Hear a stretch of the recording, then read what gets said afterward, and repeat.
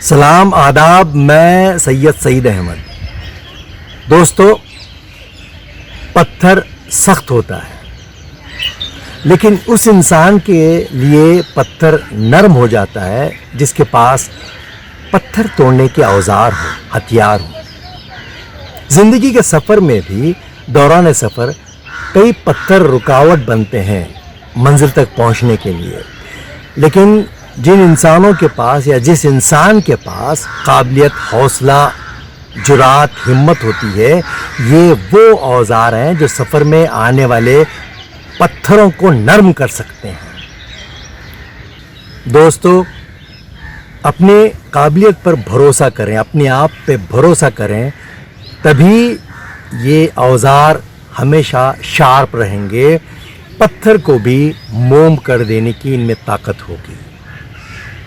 جب انسان کے قابلیت والے اوزار بیکار ہو جاتے ہیں، اس میں نفسیاتی پیچیدگی یعنی سائیکولوجیکل کمپلیکیشنز بڑھنے لگتی ہیں۔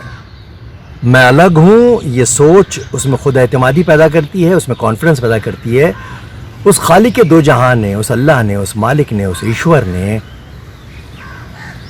انسان کو الگ بنایا ہے، ان کے بیچ میں فرق رکھا ہے۔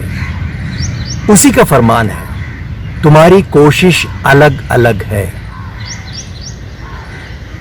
ہر انسان کے کام کرنے کا انداز، کوشش کرنے کا انداز الگ الگ ہے۔ وہ دوسرے کی کاپی نہیں کر سکتا، وہ دوسرے جیسا بننا اس کی حماقت ہے، بیوقوفی ہے۔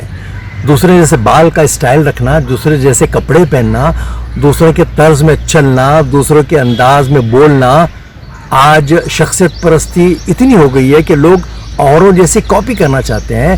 یاد رکھیے، علم جو آیا ہے وہ اپنے آپ کو پڑھنے کے لیے آیا ہے۔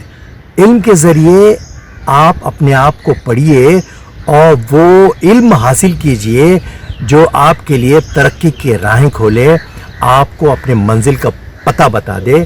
وہ نالج بہت ضروری ہے۔ وہ علم حاصل کیجئے جس کے ذریعے آپ اپنی رفتار اور اپنی ترقی کو جان سکیں۔ خوش رہیں، خوشحال رہیں، اپنا مقام پیدا کریں۔